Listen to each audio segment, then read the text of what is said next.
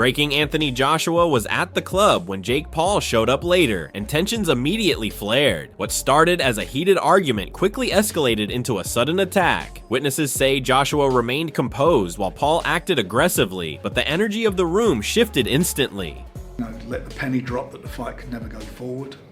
And some of the stuff that's come out since about people being, the board being sued and something, but it's level is just a non-runner.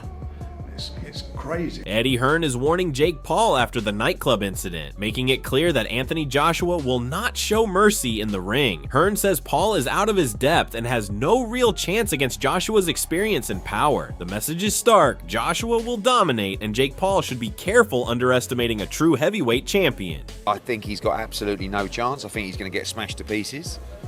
Dave Coldwell reacts to the nightclub incident, saying he is not surprised. He explains that tensions were high during the press buildup, but once Jake Paul physically attacked Anthony Joshua, everything changed. Coldwell emphasizes that Joshua will respond fully in the ring, and that crossing that line triggers serious consequences. I'm not surprised. Does that cross the lane, do you think? Yeah, it does. Listen, the presser was good. It was a great presser, back and forth, poking each other, but not too far.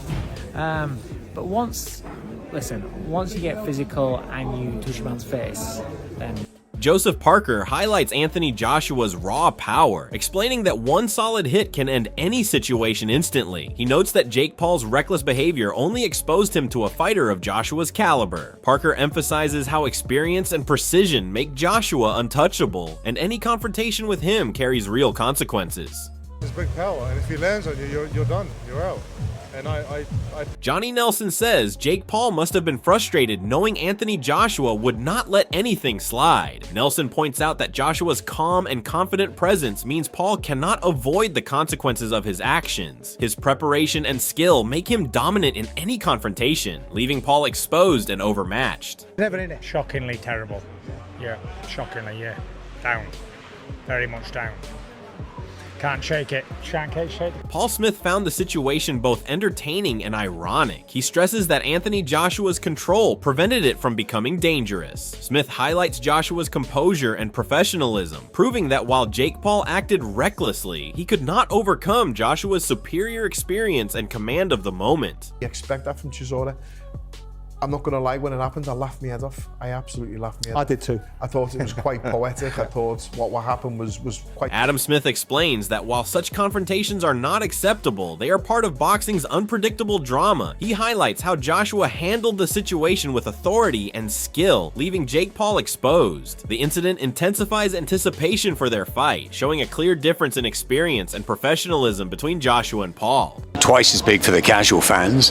Do we condone it? I mean, in boxing terms, should that happen at a head-to-head? Of course not, but these things do happen. This is the fight business, and it's just made it even bigger, and we wait to see what happens. Ariel Helwani emphasizes Anthony Joshua's legacy as an Olympic gold medalist and two-time world champion. He explains that Joshua treats this as a serious fight and would never consider it an exhibition. Helwani points out that Jake Paul underestimated Joshua, and any failure would further expose Paul's inexperience. Joshua's professionalism and skill make him the dominant figure in the nightclub incident. What do you say to the people who say Anthony is ruining his legacy just by taking this fight? Fans don't respect what he's done in the sport already. He's an Olympic gold medalist, two-time unified heavyweight champion of the world. I sort of sympathize with him because I feel like if he doesn't beat him quicker than he beat Francis, people are just going to write it off. I'll ask you bluntly, have there been any discussions about there's an agreement, there's a secret contract? Have any of those discussions happened regarding this fight? It's an 8-round professional fight. AJ wouldn't have taken it if that was the stance it had to be. If it was an exhibition, if it was you've got to hold him up for 8 rounds, it wouldn't suit Anthony Joshua. Anthony Joshua is going in there to knock out Jake Paul. Johnny Nelson talks about the confusion after the nightclub incident and how news changed rapidly. He stresses that Joshua stayed composed while Jake Paul acted impulsively. Nelson shows that Joshua's experience in high-pressure situations makes him untouchable and contrasts it with Paul's lack of professionalism, exposing him as inexperienced and reckless. It don't matter what drugs you take. It doesn't make you a better fighter. Might make you stronger. Might make you fit. It doesn't make you a better fighter. And that's proof. So until more news come. Ben Davison says Jake Paul might seem dangerous, but Joshua handled the situation perfectly. He stresses the seriousness of the sport and how Joshua's skill and composure exposed Paul's recklessness. The nightclub incident proved Joshua's dominance and highlighted Paul's lack of experience and poor judgment. You work on certain things. It's about having fun, not taking it too serious. Do you expect your profile to grow as a result? Your socials will probably go mad. Yeah, maybe so, but that will come anyways. I mean, I've got a long career, so I'm not really focused on them sort of things now, but them things there will definitely come as soon as I start climbing up that ladder. How do you feel about the fan and media feedback you've had so far, and is that something that even plays into your mind? David Adelaide explains Joshua's punches are stronger than most expect. He points out that the nightclub incident showed Joshua's power and control. Paul misjudged Joshua's skill, and the event highlighted Joshua's dominance and professionalism, proving that no one can challenge him lightly inside or outside the ring. Not there doesn't mean that there's no other opportunities to land something else. So, yeah, we don't specifically.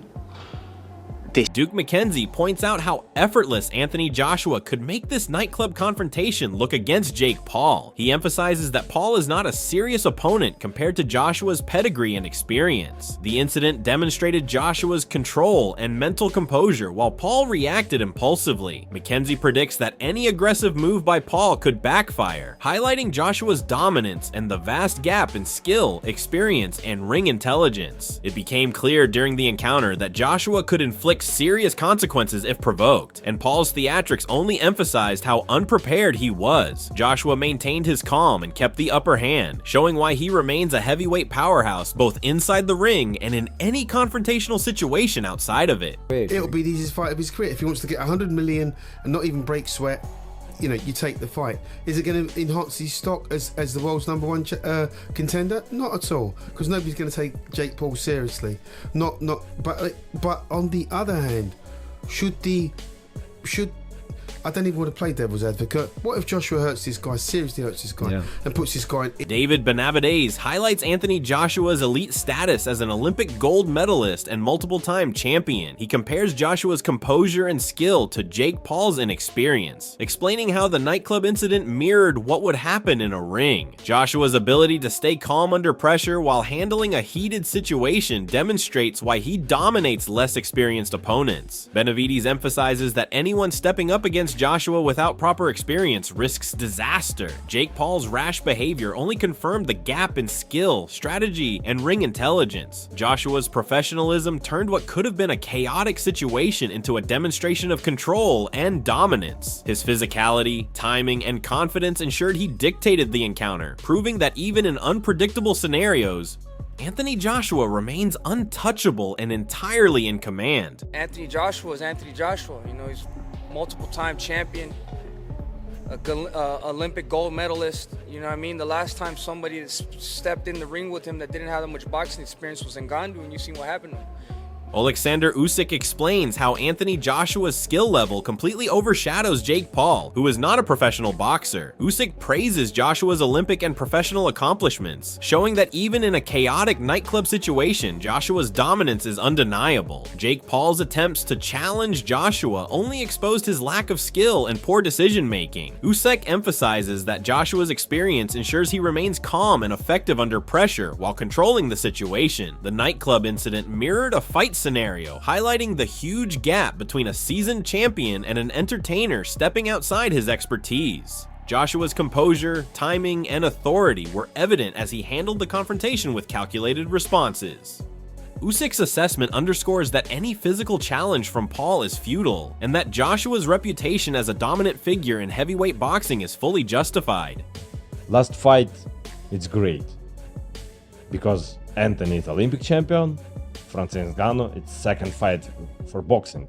Listen. Anthony Joshua reflects on his disciplined approach and how training and preparation have made him capable of handling high-pressure situations. His comment shows that he focuses on skill, timing, and technique rather than brute force alone. The nightclub incident highlighted Joshua's ability to transition these principles from the gym to real-world confrontations. While Jake Paul reacted impulsively, Joshua maintained control, showing his experience as an elite athlete. His calm and calculated actions revealed why he is respected respected by coaches and peers alike. Joshua's understanding of physical and mental preparation allowed him to dominate the encounter, proving that success in boxing translates to composure and authority in any challenging scenario. His methodical approach exposed the weaknesses of Paul's reactionary behavior, leaving no doubt about Joshua's dominance and intelligence. A lot of athletes have taken on that role now where they're just banging weights. So Anthony Joshua went from this to this. I can understand why coaches would always tell me don't touch weights, they're no good for boxers. So rather than spending more time in it. Anthony Joshua's handling of the nightclub incident against Jake Paul showed exactly why he is one of the most respected heavyweights in the sport. His calm, measured approach turned what could have been chaos into a demonstration of control and authority. Every movement, every reaction highlighted Joshua's experience, discipline, and mental strength. Jake Paul's impulsive aggression only exposed how out of his depth he really is when facing someone with real championship pedigree. Observers and former fighters alike have praised Joshua for maintaining composure while making it clear that any challenge would be met with decisive action. The incident proved that Joshua's skill and intelligence extend far beyond the ring, and that his dominance is not just physical but psychological. As the world watches their upcoming fight,